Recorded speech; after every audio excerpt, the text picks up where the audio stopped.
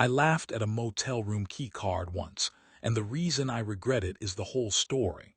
The weird thing was not the object at first. The weird thing was how careful my dad became whenever a motel room key card came up. What bothered me later was the detail. They moved everything else in the room except that one thing. It was not random, and it was not dramatic. It was a person trying to keep one fragile thing in place. Then the story opened in the worst possible way. The person who was supposed to receive it never did, and that was the part that hurt. My dad did not make it dramatic. They just told us it was saved because throwing it away felt like admitting the story was over, and the object stopped looking small. In the end, the person who needed closure did not get a perfect ending, just a softer one.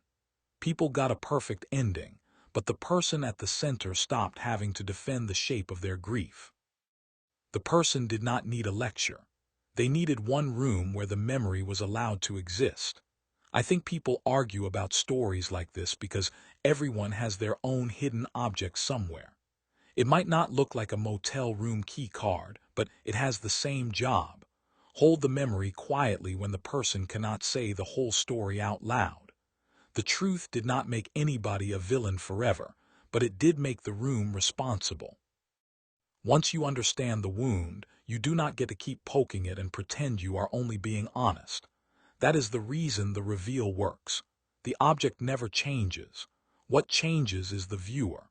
You start by seeing clutter, and by the end you understand why my dad needed it exactly where it was. If I were cutting this into a lesson, I would say the smallest clue was the entire story. They moved everything else in the room except that one thing. That one detail told the truth before anyone was brave enough to say it. The apology mattered, but the behavior after mattered more. People can say sorry because the room expects it. They prove it later when the object comes up again and they choose gentleness first. I want the comments split. Would you have opened it or waited until they were ready? Comment motel, like if you would have apologized right there, and subscribe for another story that changes meaning halfway through.